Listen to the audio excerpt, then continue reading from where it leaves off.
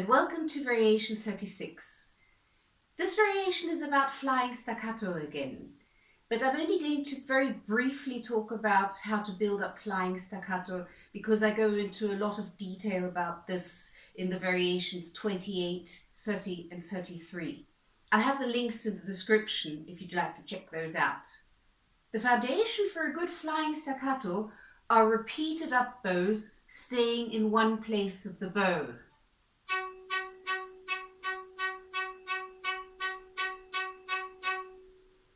What we do is we do a circular motion with our fingers, which keeps the bow in the same place.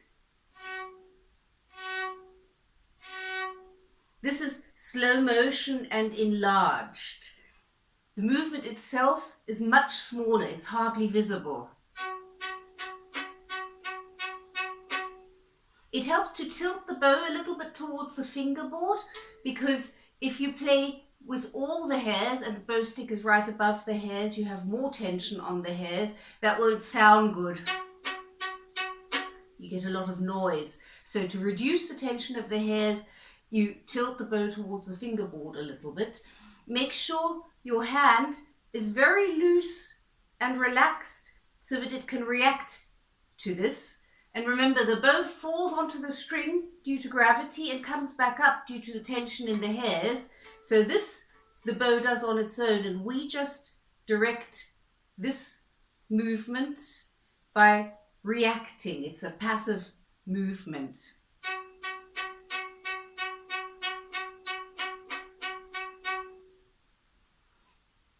Now the next step is to allow the bow to travel.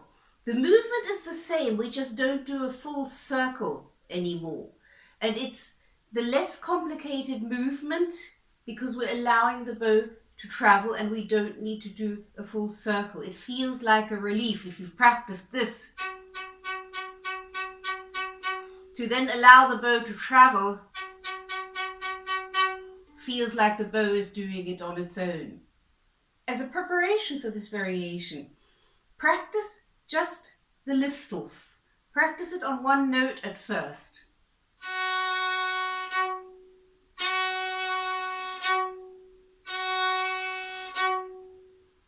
When you land the bow for the down bow, remember the landing is a horizontal landing, like an aeroplane landing. You don't want to land too vertically because that will make too much noise.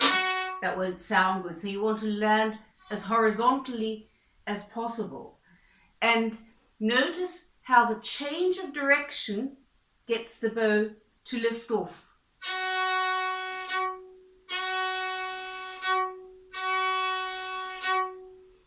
Notice how you're working with weight again. The down bow is heavier and the up bow is light. So you're doing heavy, light, heavy, light.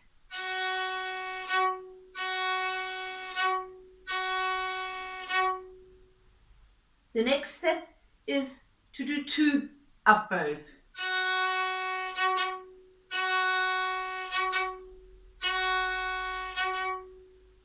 And then you do 3.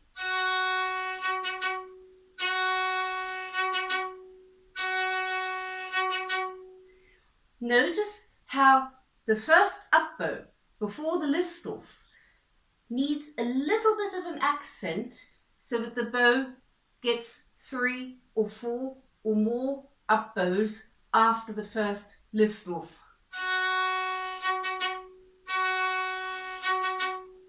And then you do 4.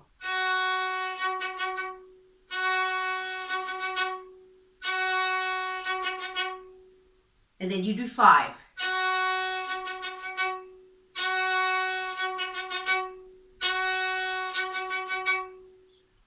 This is an excellent preparation because by doing this just on one note, you will notice that you can concentrate completely on the bow. A small accent on the first up bow helps because you're giving a little more energy, and that helps with having more up bows to play.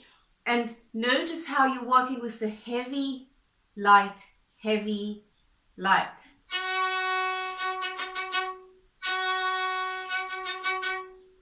Also practice this this in scales.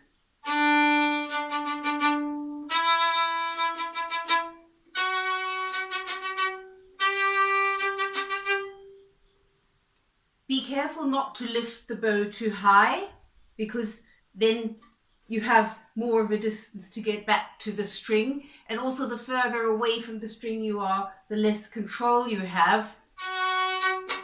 That doesn't help.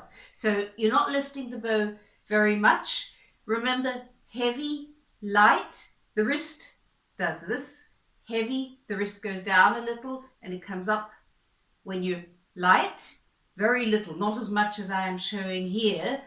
And remember the small accent on the first one, because that will give you enough energy for the following up bows. And feel the resistance of the string in your bow hand, particularly your first finger.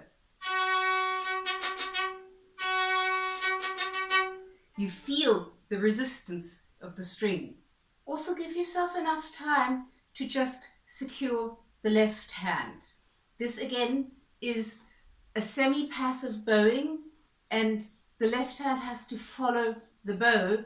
The bow can't wait until the left hand is in place when it's doing flying staccato. Your left hand has to be more or less automatic so that you can concentrate on the bow.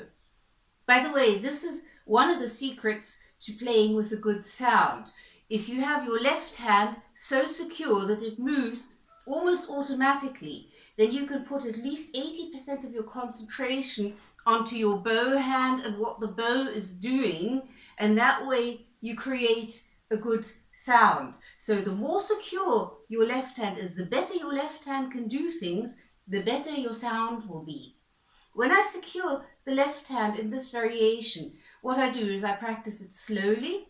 I use more bow and I just do the staccato on the string so that I have more time to concentrate on the left hand.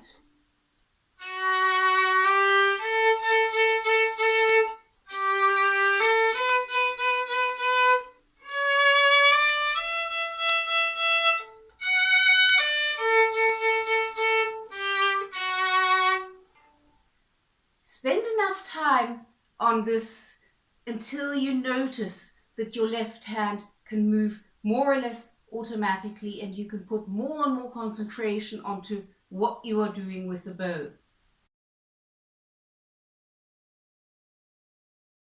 To put right and left hand together, build up the flying staccato the same way you did when you practiced it on one note and on a scale. You start with just one up bow.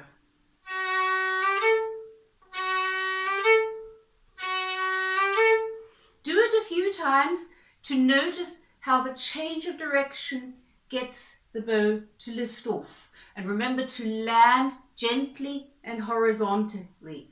Not too many vertical movements. This is a lot more horizontal in spite of it being a bowing where the bow leaves the string. You don't want to get any further away from the string than you need to be, particularly when you have two or more up bows.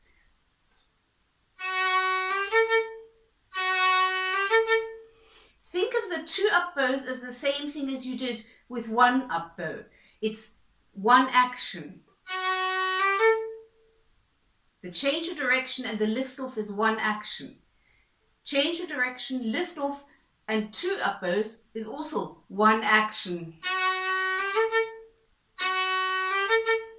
Small accent on the first one helps.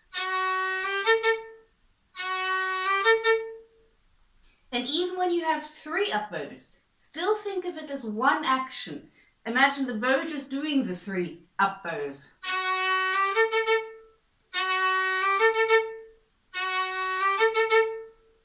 And then you do four. In a way, even four is still one action. The change of direction, the lift off, and the rest just happens. If you think about that as one action, it's a lot easier. If you think of each up bow as an individual action,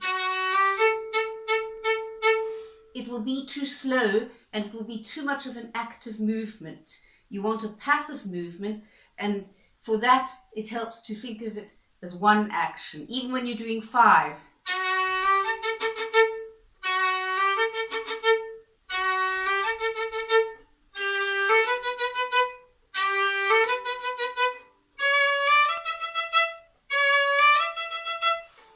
Repeat each figure a few times because that will give you a lot of security. And remember, heavy for the down bow and light for the up bow, just not as much as I've shown you.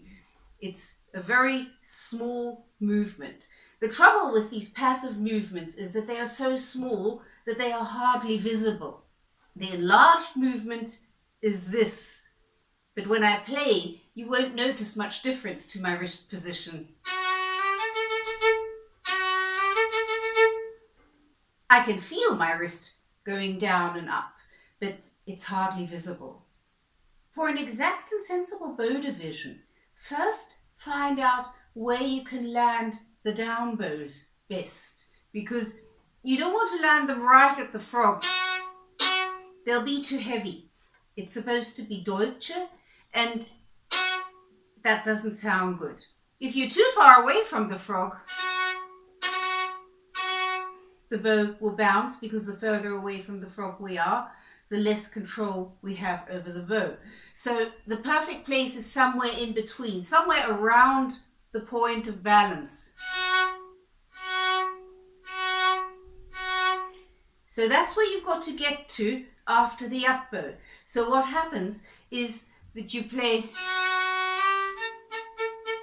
they get very little bow, and you travel the rest in the air to land the down bow where it lands best.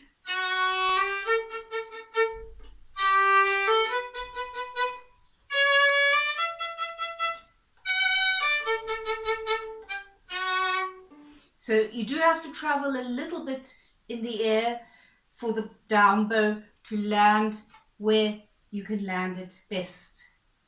Occasionally we have another eighth note on the up bow. What we do here is, instead of traveling in the air to the place where we want to land the bow, is we just play another up bow, but we do lift the bow a little bit higher for that last eighth note. So for the 16th note, I'm not lifting the bow very high because they're much faster, but for the 8th note, I am lifting the bow a little higher off of the string. So that might help you. Okay, I hope you enjoy this variation. If you have any questions, let me know in the comments, and happy practicing.